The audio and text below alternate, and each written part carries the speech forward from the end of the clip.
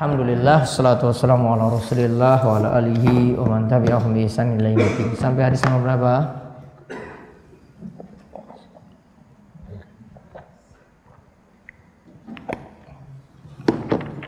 Hadis berapa Pak Slamet? Kitab larangan. Berapa? Larangan membunuh binatang sampai hadis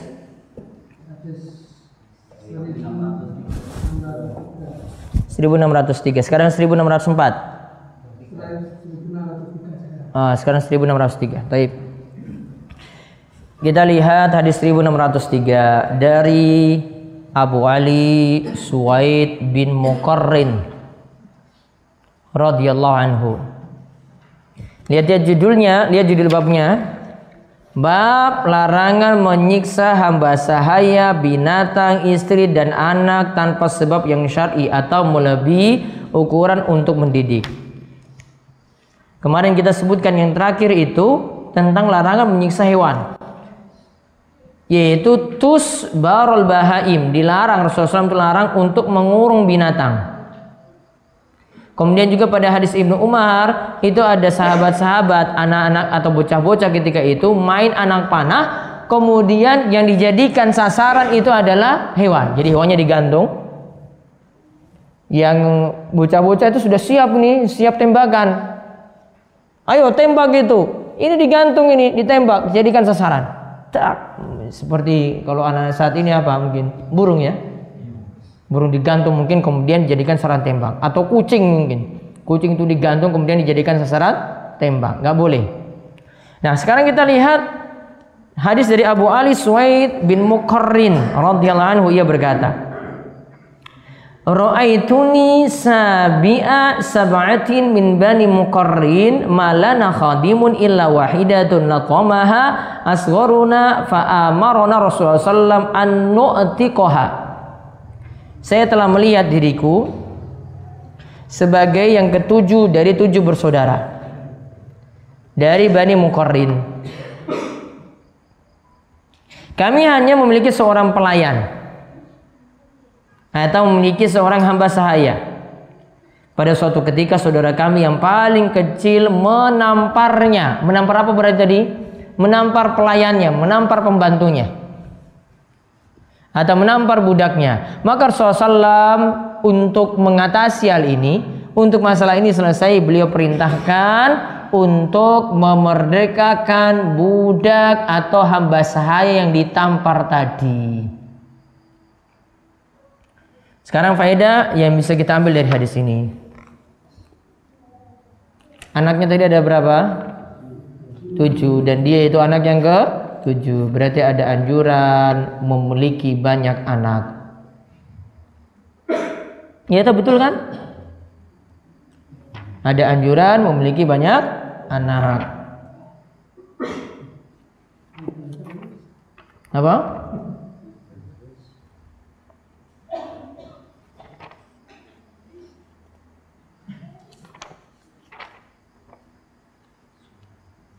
Kemudian faedah yang kedua,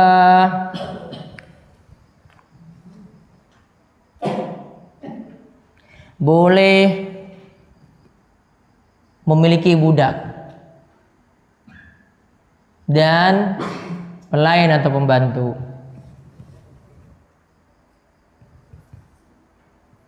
Contoh Nabi SAW itu juga punya pembantu. Pelayan Nabi SAW siapa? Itu ibu susu, Anas bin Malik. Ya, Anas bin Malik itu jadi pembantu Nabi Shallallahu Alaihi Wasallam. Ada juga yang namanya Robiah kalau nggak salah. Itu juga jadi pembantu Nabi Shallallahu Alaihi Wasallam. Kemudian faedah yang ketiga,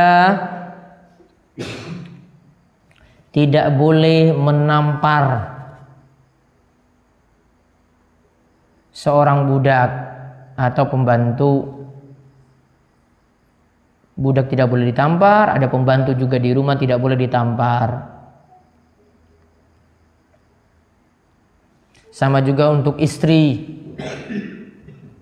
Kalau dengan yang di bawah dia saja, yang jadi pelayan dia nggak boleh ditampar, apalagi untuk yang bareng-bareng dengan dia terus, istri nggak boleh ditampar, nggak boleh disakiti. Terus kalau nasihatin istri bagaimana? Pelan-pelan. Kenapa harus pelan-pelan?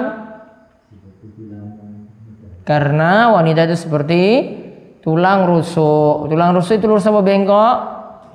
Bengkok. Kalau diluruskan paksa bisa patah. Namun kalau dibiarkan saja ya terus bengkok. Juga Nabi SAW katakan wanita itu seperti gelas-gelas kaca. Ya, kalau dikasari pecah. Ya, maka harus pelan-pelan. Kemudian faedah selanjutnya lagi,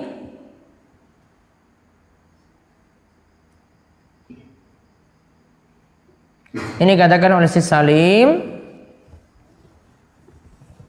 saghirul qaum yu'khadhu bi fi'lihi al-qaum kullahum. Jika ada yang salah, bisa jadi dalam satu kelompok juga disalahkan.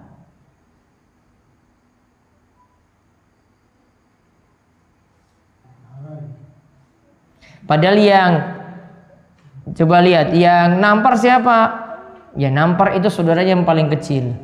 Namun dianggap semuanya punya salah. Sehingga budak yang dia miliki tadi mesti dimerdekakan, mesti dibebaskan. Maka kadang ya mungkin yang buat salah anaknya, orang tua juga bisa disalahkan. Kenapa nggak didik anak dengan baik? Ya, anaknya nakal di sekolah, bisa jadi orang tua salah. Ini kok sampai anak nakal bandel seperti ini, bisa jadi orang tua yang disalahkan untuk masalah ini. Karena boleh jadi di rumah nggak pernah diurus anak tadi. Nah kemudian dalam riwayat lain tadi disebutkan ini saudara yang ketujuh. Yang paling kecil tadi itu adalah saudara yang ketujuh. Nah sekarang kita lihat hadis yang berikutnya, hadis 1604 dari Ibnu Mas'ud Al-Badri radhiyallahu anhu. Ia mengatakan, kuntu adribu gulaman li bisauti fasami'tu sautan min khalfi. I'lam Aba Mas'ud. Falam afhami sauta min al-ghadab. Falamma dana minni idza huwa Rasulullah sallallahu fa idza huwa yaqul i'lam Aba Mas'ud anna Allah aqdaru alayka minka ala hadzal gulam. Faqultu la adribu mamlukan ba'dahu abadan. Dikatakan Abu Mas'ud Al-Badri, aku pernah memukul seorang budak. Budak itu milikku sendiri. Aku pukul dengan cemeti. Cemeti itu apa? Cambuk. Lalu aku mendengar suara dari belakang. Ada yang negur dari belakang, wahai Abu Mas'ud. Namun aku tidak memahami suara siapa itu karena aku sedang marah. Dia sedang marah pada budaknya, makanya tadi dia mukuli budaknya dengan cambuk. Kemudian, namun aku tidak memahami maksud suara itu. Ketika suara itu mendekat, ternyata suara tadi adalah dari Rasulullah Sallallahu Alaihi Wasallam. Maka beliau bersabda, wahai Abu Mas'ud, sesungguhnya Allah lebih berkuasa terhadap dirimu daripada engkau terhadap budak ini. Artinya kamu nggak boleh nyambuk dia seperti itu. Kemudian aku berkata, aku tidak pernah lagi setelah dapat nasihat dari Rasulullah SAW tadi, aku tidak pernah memukul budak tadi selamanya. Dalam riwayat disebutkan, maka cemeti itu pun jatuh dari tanganku karena kewibaan beliau. Karena saking wibawanya Nabi SAW ketika ditegur tadi, wahai Abu Mas'ud, dan dia tahu itu Rasulullah SAW, maka cemetinya itu jatuh. Karena apa? Lihat yang negur tadi Rasulullah Shallallahu Alaihi Wasallam. Dalam riwayat lain juga disebutkan, aku berkata, wahai Rasulullah, dia merdeka karena Allah Ta'ala. Maka beliau bersabda, seandainya engkau tidak memerdekakannya, pasti engkau akan disentuh api neraka. Hadis ini diriwayatkan oleh Imam Muslim dengan beberapa periwayat ini. Maka kesimpulan yang bisa kita ambil dari hadis 1604 ini, yang pertama, Orang muslim diperintahkan untuk memerdekakan budak atau membebaskan budak.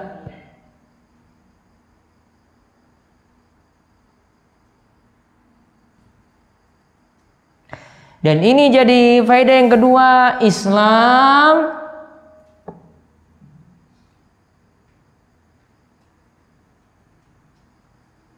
mengajarkan untuk membebaskan budak.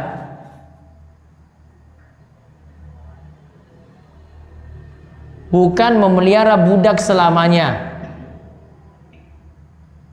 Jadi kalau ada istilah perbudakan, Islam itu malah yang mendorong, memotivasi supaya budak tadi dimerdekakan. Bukan jadi budak terus, enggak. Islam itu enggak suka perbudakan di sini. Yang ketiga, dalam hadis ini terdapat anjuran untuk menahan marah dan memaafkan. Terdapat anjuran untuk menahan marah dan memaafkan. Mana yang lebih berat? Menahan marah atau memaafkan? Dua-duanya. Antara dua itu. Nahan marah atau Pak Slamet, jenengan itu nggak marah, itu belum tentu bisa memaafkan. Kalau besok emosi lagi, bisa nampar. Iyalah. Namun kalau memaafkan, berarti sudah selesai. Nggak mungkin saya sudah maafkan kamu, besok ketemu lagi, wah ditampar lagi, nggak mungkin. Mana berarti yang lebih berat? Memaafkan.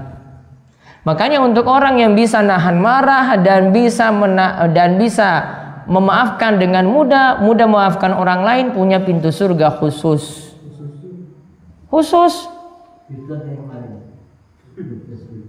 Yaitu apa surga? Pintu surganya bukan nama surganya loh, pintu surganya. Yaitu pintunya namanya Al-Bab, Babul Kasmil Ghaizi wal Afina Anin Nas.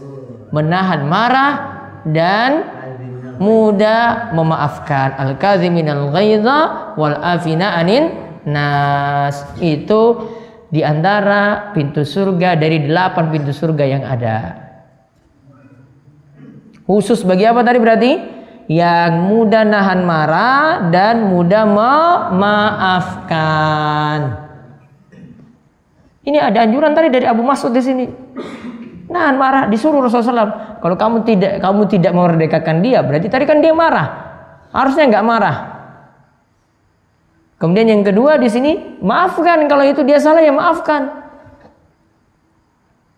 Sama juga dengan istri di rumah demikian. Sama juga dengan tetangga juga demikian. Nahan emosi. Berpahala nggak nahan emosi? Nahan loh, guru nahan ini loh. Berpahala. Apalagi sampai maafkan, sudahlah saya dan kamu 0-0. Selesai. Nggak boleh ungkit-ungkit lagi ya. Nah itu. Dia ngomong istrinya kayak gitu kalau punya masalah, dia ngomong tangganya kayak gitu, dia ngomong teman kantor seperti itu. Ya. Ini lebih berat. Dan kalau orang sudah tidak ada dendam lagi, wah itu luar biasa. Kan Abdullah bin Amr bin Al-As itu pernah ingin tahu, ada seorang sahabat yang Nabi SAW katakan padanya 2 kali, laki-laki itu loh nanti masuk surga. Keluar lagi dia, sahabat Ansor ini keluar lagi, itu loh lihat laki-laki itu masuk surga. Maka Abdullah di sini ingin cari tahu amalan apa yang istimewa darinya. Kemudian akhirnya dia berinisiatif, saya mau nginap di rumahmu 3 hari, di rumah orang tadi yang dibilang akan masuk surga. Tanpa dia beritahu alasannya, mau lihat amalannya enggak. Dia pokoknya mau nginap situ, dia katakan ada masalah lah di rumah. Lalu ketika itu dia telusuri, terus lihat, wah orang ini kok enggak ada amalan istimewa, amalannya itu biasa saja. Akhirnya sudah dia nginap di situ, dia berinisiatif, sudahlah saya pulang saja, saya enggak temukan apa-apa yang istimewa dari amalanmu, biasa saja. Kemudian dia sampaikan, orang ini sampaikan, iya memang amalan saya itu biasa saja. Nah, ketika Abdullah ingin pulang, kemudian disampaikan oleh orang ini, namun saya punya amalan yang ini biasanya saya itu lakukan setiap kali ada yang pertama, saya itu tidak pernah hasad, cemburu pada orang, cemburu pada nikmat orang, tidak pernah. Lihat tetangga punya motor baru, saya nggak peduli. Itu maksudnya hasad, menginginkan nikmat yang ada pada orang lain itu hilang. Yang kedua, saya tidak punya sifat dendam. Berarti kalau nggak punya sifat dendam, berarti lawannya apa? Memaafkan, ya kan? Berarti kalau tidak punya dendam berarti apa? Dia maafkan orang lain kalau buat salah. Nggak tunggu nanti Idul Fitri dulu baru maafkan. Itu cuma formalitas saja. Ya kan, formalitas saya kan itu. Ya. Seperti itu. Angel ya? Berat ya Pak ya? Iya, ngaji itu baru bisa berubah. Orang ngaji, orang ini tetap gitu terus, muring terus, ya nggak bisa maafkan terus, dendam terus. Ya, maka harus diobati pelan-pelan. Ibaratnya itu sudah penyakit kronis, ya diobati itu pelan-pelan gitu. Kan ngaji itu kan bagaikan dokter kan, tadi walau sudah dibilang kan. Berarti kalau penyakitnya itu parah, obatinya gimana berarti? Pelan-pelan. Ya, berangsur-angsur berarti itu hilang nanti. Dulu itu pemarah, sangat-sangat pemarah. Nah itu nanti berubah pelan-pelan dengan ngaji. Dulu sangat-sangat pendendam, berarti berubah pelan-pelan juga dengan ngaji tadi. Terus faedah yang lainnya lagi,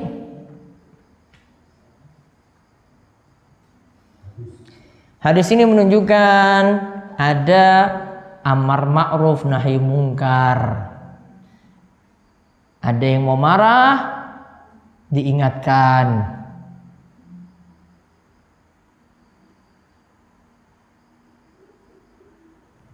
Coba lihat tadi sahabat ini ketika diingatkan langsung gimana, apa yang terjadi pada dirinya? Terima enggak? Terima atau tidak nasihatnya? Terima. Maka faedah yang berikutnya, sifat para sahabat mudah menerima nasihat dan mengamalkannya. Mudah menerima. Langsung detik itu juga dia katakan, wahai Rasulullah, saya kalau gitu bebaskan budakku ini. Iya dah? Dia bebaskan nggak tadi? Nunggu nggak 1 minggu, 1 bulan, 1 tahun nggak? Nggak, akan langsung. Berarti itu yang jadi perintah dia di sini. Ya, dia jalankan. Nggak ngel-ngelan dulu. Wah, kok bisa disuruh bebaskan? Kok bisa? Banyak protes dulu. Baru 1 tahun baru sadar. Enggak, langsung. Berarti sifat hati sahabat itu masih bersih. Enggak disebutkan di sini. Wah, itu masalah lain Pak, langsung dinikahi Pak. Ini suruh bebaskan kok, lanang berarti Pak. Ini apa mau? Adribu gulaman. Gulaman itu berarti budak laki-laki. Guru mikir wedok terus. Apa budak Rasulullah SAW yang perempuan ada nggak?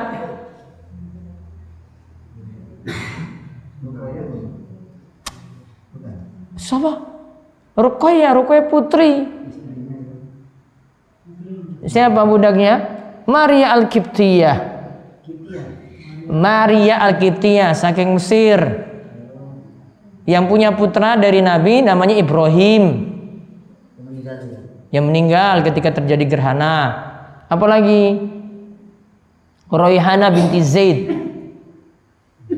itu budak juga, yang diketahui namanya 2 itu. Kalau istri Nabi SAW ada berapa? Berapa? 11. Ketika beliau meninggal dunia, meninggalkan 9 istri. Berarti 2 istri meninggal sebelum Nabi SAW itu meninggal dunia. Siapa yang meninggal ketika beliau hidup? Khadijah binti Khuwailid. Terus Zainab binti Jahash. Hafsah masih 6. Hafsah itu hampir sama dengan Aisyah. Namun Hafsah itu menjanda. Menjanda di usia 18 tahun karena suaminya meninggal saat perang. Hafsah, jadi Hafsah dengan Aisyah itu sama-sama kecil. Masih kecil. Hafsah dengan Aisyah. Gitu loh. Sampai mana tadi? Sifat para sahabat mudah menerima nasihat. Hati itu punya sifat kalau murni, hati itu masih murni, hati itu masih bersih, maka nasihat itu mudah masuk. Karena yang namanya nasihat itu nur cahaya. Ilmu itu nur atau cahaya. Kalau tempat masuknya itu bersih, itu mudah untuk nampung.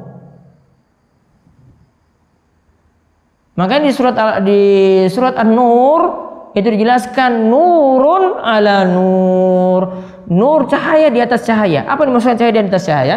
Di situ Allah itu sebutkan tentang ada lampu yang di dalamnya itu ada cahaya, ada misalnya tabung yang di situ ada cahaya. Di situ minyaknya adalah minyak zaitun dan zaitunnya itu masih murni, belum pernah disentuh oleh apa-apa. Zaitunnya sendiri itu Allah katakan saking murninya zaitun ini juga bisa membawa cahaya. Padahal di lampu itu ada lentera, itu ada cahaya juga. Makanya dikatakan nur ala nur. Itu kalau diibaratkan dengan ilmu, kalau orang punya hati yang bersih, ilmu itu cepat masuk. Ya, ilmu itu cepat masuk. Maka pada anak-anak itu ilmu yang cepat masuk dibandingkan dengan yang dewasa. Karena hatinya sudah mulai kotor, sudah hitam kelam. Ya, sama seperti kalau asap itu kena terus, itu lama-lama jadi kotor, jadi hitam. Nah, sifat hati sahabat seperti itu berarti. Kemudian faedah yang terakhir, bukan belum terakhir. Faedah yang berikutnya, dilarang memukul dengan cambuk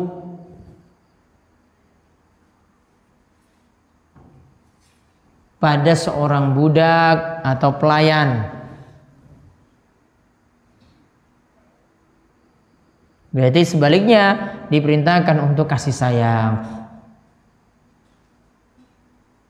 Diperintahkan untuk berkasih sayang dengan pembantu tadi. Kalau majikannya itu makan seperti itu, pembantunya juga dikasih makan seperti itu. Itu yang diperintahkan. Kemudian yang terakhir, Rasulullah SAW sangat-sangat dihormati para sahabat.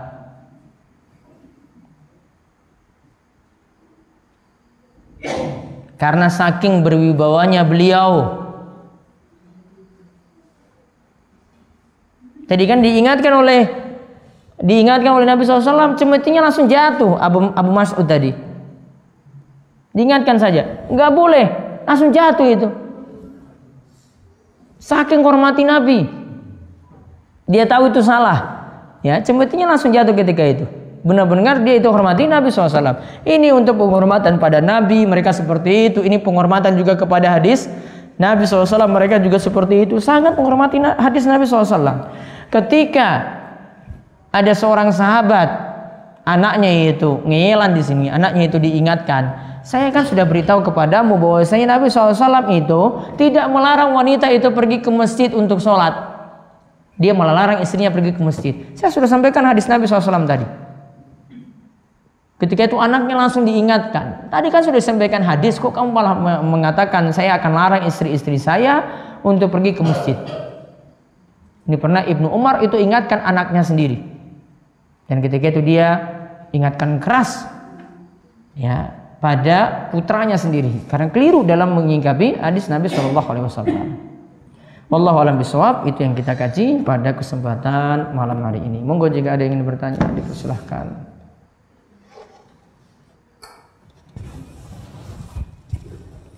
Saya mau tanya kembali sedikit karena tidak ada waktu kemarin. Tapi yang ini dulu. Kalau pepatah Jawa itu kalau pisau mengenai tubuh itu mudah disembuhkan.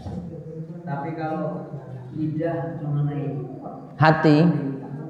kemana kita cari obatnya? Maka saya cuma menampar tadi.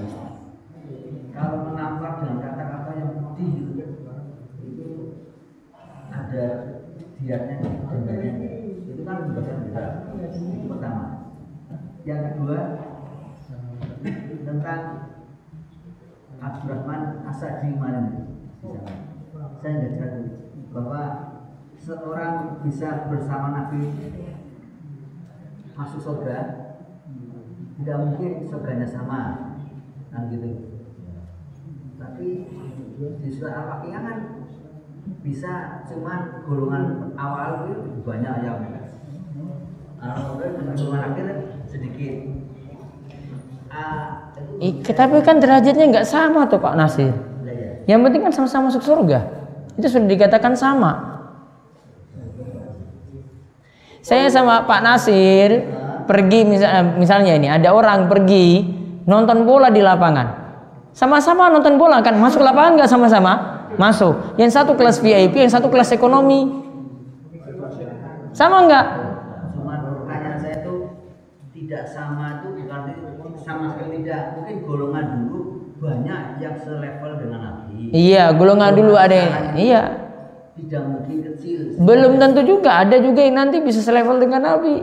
Makanya saya tadi itu yang saya. Namun kan ada yang tidak sama, tapi sama-sama masuk surga. Ya, tapi tidak sama tingkatannya. Belum tentu sama tingkatan. Sudah sama-sama masuk surga pun sudah dikatakan sama, bersama Nabi. Sudah dikatakan bersama Nabi. Bersama Nabi. Asal sudah masuk ya. Taib. Yang kedua tadi apa?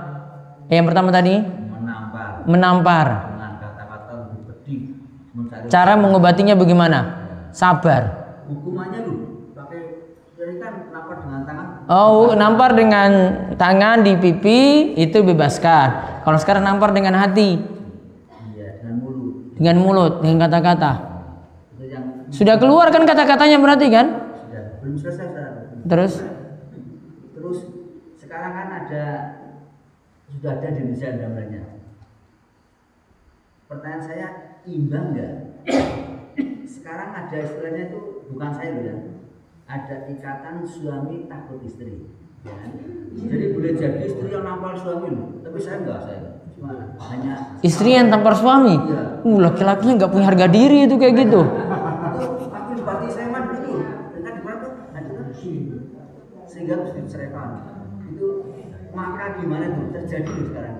Karena mungkin suaminya itu ya cuma orang gunung atau orang derajatnya rendah mungkin. Istrinya tuh mungkin dosen atau apa itu enggak suaminya apa. Ada diatnya enggak? Dendanya enggak? Tidak ada. Seorang wanita berani. Kalau tadi kan yang pertama tadi dengan kata-kata. Untuk kafarohnya apa? Nggak ada. Nggak ada. Mau apa lagi coba?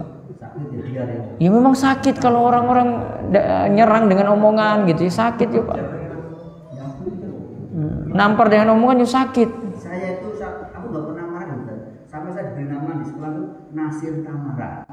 Hanya Nasir tak pernah marah. Namanya Nasir Tamara. Iya betul. Karena sama saya nggak pernah marah.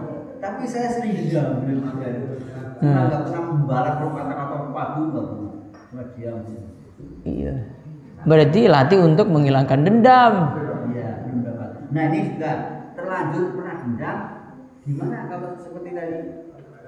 Seperti Abdullah bin Amr bin Al-As. Itu sudah terlanjur dendam, bisa nggak seperti ini? Tadi ceritanya itu, namun orang lain yang punya pemuda Ansor tadi ya. Sejak kecil nggak pernah dendam. Kalau orang yang sudah pernah melaksanakan dendam, Ya sudah, minta maaf. iya, tapi ini bisa nggak seperti ini? Bisa saja. Dendam itu dibalas dengan buat baik. Pak Nasir dendam pada seseorang, kasih dia hadiah lah biar dendam itu jadi berkurang. Malah dikasih hadiah, lawan. Besok beri hadiah, kasih pulsa kek, kasih roti kek, kasih apa gitu. Iya. Kalau dendam sama Pak Selamat, kasih hadiah untuk Pak Selamat.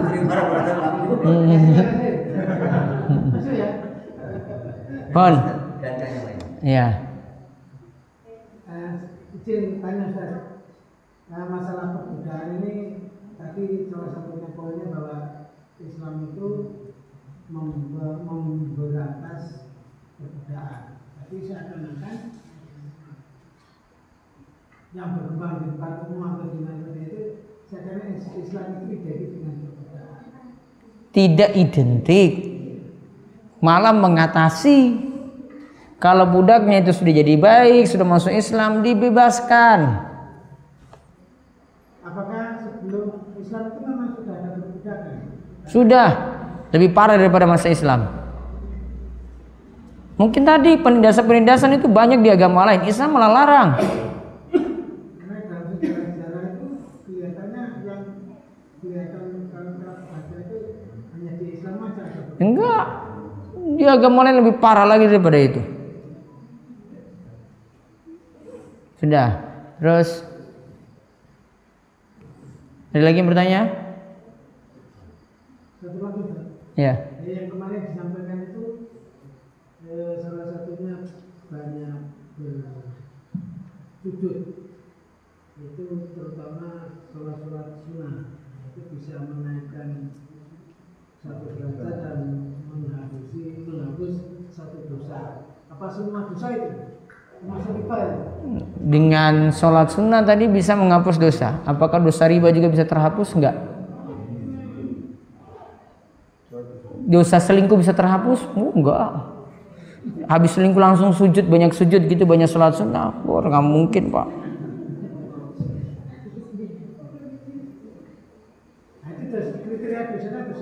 Dosa besar kalau lewat menurut jumhur ulama itu dosa besar. Gimana? Dosa besar yang dihapus, Pak. Ada pembahasan Ibnu Rajab Al-Hambali dalam kitabnya Jami'ul Ulum wal Hikam hadis ke-18 dijelaskan banyak lebar di situ. Karena kalau di hadis yang lain dikatakan dari sholat 5 waktu ke 5 waktu berikutnya dari. Iya, dengan catatan apa? Menjauhi dosa besar. Dosa kecil, tapi tidak dosa besar. Iya. Itu menurut jumhur. Namun sebagian ulama seperti Ibnu Taimiyah masih ada kemungkinan dosa besar juga dimaafkan. Gitu. Pon? Sudah ya? Nggak ada lagi ya? Baik. Tidak ada lagi, kita akan lanjutkan pada Selasa pekan pertama berikutnya insyaallah. Demikian kita tutup kalian doa kafaratul majelis. Subhanakallahumma bihamdika asyhadu an la ilaha illa anta astaghfiruka wa atubu ilaik. Assalamualaikum warahmatullahi wabarakatuh.